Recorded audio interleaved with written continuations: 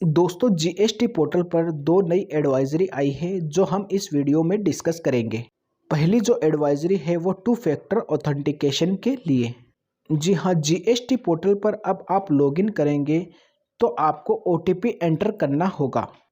तो हम जानते हैं कि पूरी एडवाइजरी में क्या लिखा गया है। ठीक है, यहाँ पर अभी ये has been done of state of Haryana और वर्किंग कर रहा है वो सिमलास पे। अब two factor authentication roll out की गई है चंडीगढ़, उत्तराखंड, राजस्थान और दिल्ली। धीरे धीरे सेकंड फेज में ये फैसिलिटी सभी जगह इन पर अवेलेबल हो जाएगी। अब आपको क्या करना है, जब आप अपने लॉगिन करते समय अपनी यूज़र आईडी पासवर्ड एंटर करते हैं तो उस पर एक ओटीपी आएगा आपके रजिस्टर्ड मोबाइल नंबर पर और मेल आईडी पर। ओटीपी होगा जो प्राइमरी सिग्नेचर के मोबाइल नंबर पर और मेल आईडी पर आएगा। अब टैक्स पेयर को अपना मोबाइल नंबर और ईमेल आईडी अपडेट कर लेना है जीएसटी पोर्टल पर, क्योंकि ये बहुत ज़्यादा इम्पोर्टेंट है, क्योंकि आपका ओटीपी अब वहीं पर ही रिसीव होगा। तो ये ओटीपी किस केस में आएगा, जब आप करते हो चेंजेस एज सिस्टम, डेस्कटॉप से लैपटॉप, लैपटॉप से या डेस्कटॉप पर, या ब्राउज़र आप चेंज करते हो, उस समय आपको यहाँ पर ओटीपी के थ्रू वेरीफाई करना होगा। या आप अपनी लोकेशन चेंज कर रहे हो, ये जो सॉल्यूशन है वो 1 दिसंबर से एप्लीकेबल हो चुका है। और इसके अलावा जो हमारी सेकंड एडवाइजरी आई है वो बहुत ही इम्पोर्टेंट है, biometric Aadhaar authentication in document verification in GST registration applicant.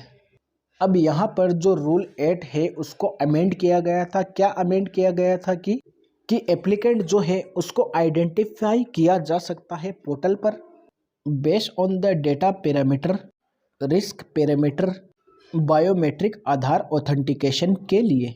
ठीक है, डेटाबेस और रिस्क पैरामीटर के आधार पर एप्लीकेंट को वेरीफाई किया जा सकता है बायोमेट्रिक।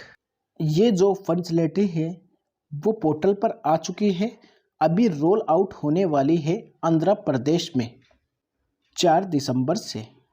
जब आप RAG1 की फॉर्म सबमिट करते हो उसके बाद क्या होता है कि आपके मेल पर एक लिंक आएगा।